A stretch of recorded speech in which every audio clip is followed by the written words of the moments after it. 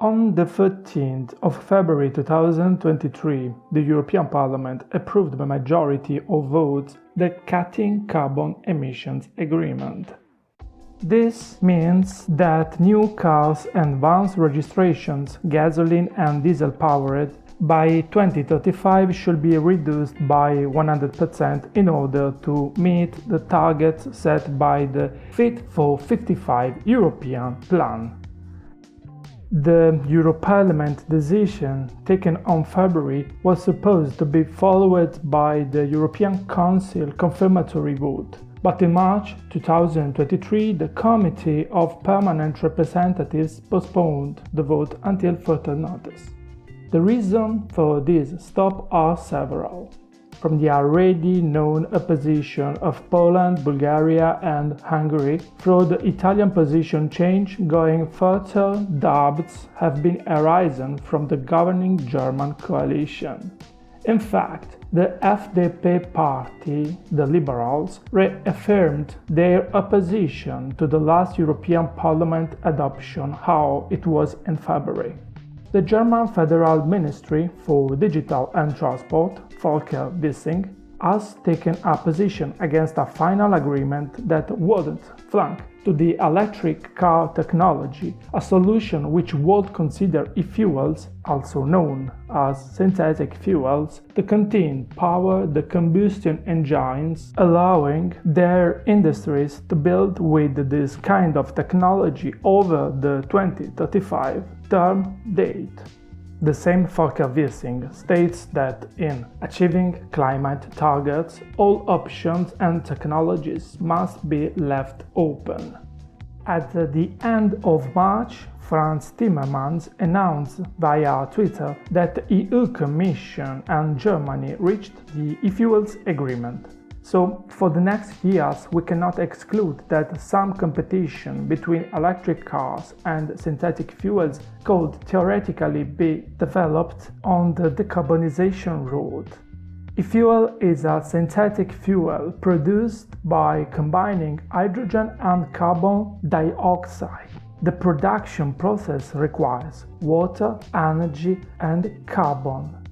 According to e-fuels advocates, it brings advantages such as no new distribution infrastructure required, easy transportation, and a significant amount of nitrogen oxide and particulate emissions decrease when compared to gasoline and diesel engines.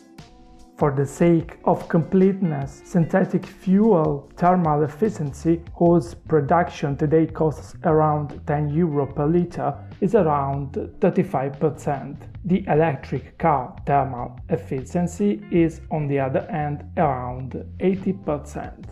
So, talking about e-fuels, with the right political will and the right demand volumes, the production cost, which is not the final cost for your car feeding, is estimated to reach, in the most optimistic forecasts, around €1 per liter. In this sense, critical voices list some lowlights about these e-fuels. By 2035, for example, the share of cars covered by synthetic fuels will be 2%, which means 5 million cars, versus an European car total fleet of nearly 300 million cars. Additionally, today there's nothing in terms of shared standards, and the e-fuels industrial production plants are right now basically experimental.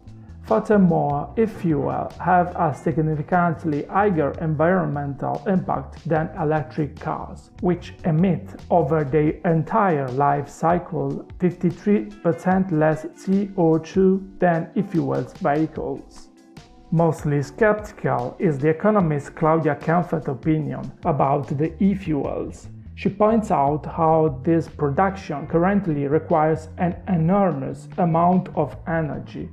And basically, if conceivably 10% of the current European car fleet run on e-fuels, would have to be sourced the 40% more of new renewable energy capacity.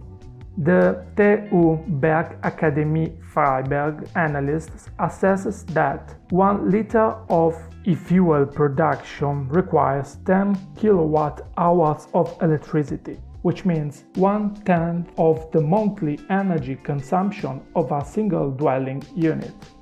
Save that this kind of technology is still at its beginning, so it should have still some relevant improvement edge. At present, compared to electric cars, e-fuels are still fundamentally uneconomical. Speaking about the electric car's performance, to get an idea of the pump prices, these are currently per 100 kilometers driven, respectively of 12 euros for gasoline cars, 10 euros for diesel cars, and 6.5 euro for electric ones. So, about electric cars, electricity prices depends if recharged at home from the external grid, either charged with flat rate or not. So, in the last resort, electric cars recharge prices are clearly dependent by the general electricity prices in every country. At current prices, compared to diesel, you can gain a modest economic advantage in European countries where energy costs are higher, like Italy and Germany, till to a much greater savings if the country where you live has a low energy cost. Let's give some numbers. For 100 kilometers, the cost may vary from 80 cents in Netherlands to 2.6 euros in Poland, 3.7 for France, in a range between 5.4 and 6 euros for countries such as Spain, Italy and Germany, are 8 euros in Denmark.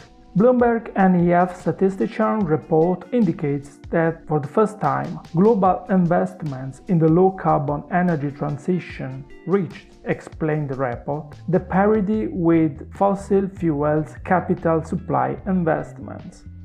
The same company, Bloomberg NEF, reports as China in 2022 attracted $546 billion in investments for energy transition, almost half of the total worldwide, while US and EU drawn respectively $141 and $180 billion of investments.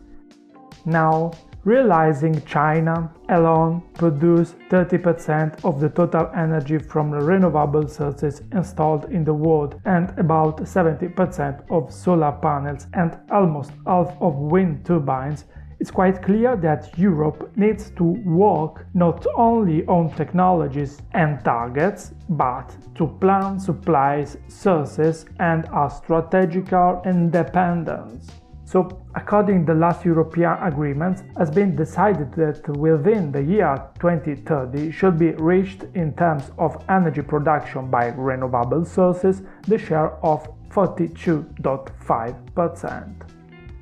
To do well, today is not enough to focus on the evolution of vehicle engines and charging stations, but it's a mandatory need to define a reliable and cost-effective energy demand mix.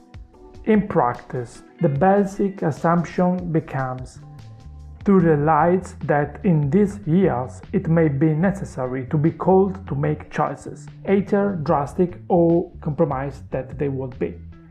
In taking leave of you and reminding you can always visit the website temieuropeipodcast.info.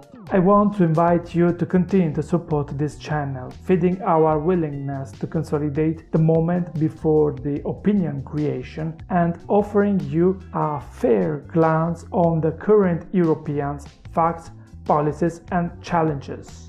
Over the years, the problem that we have to face up stays in defining an adequate upstream energy supply. This energy will have to be climate neutral, technologically reliable and cost effective. Otherwise, the efforts and the costs we are facing for the energy transition may timely not guarantee us that we will not live again the same vulnerabilities that we already experienced in the first months of the Russian dictator unleashed conflict.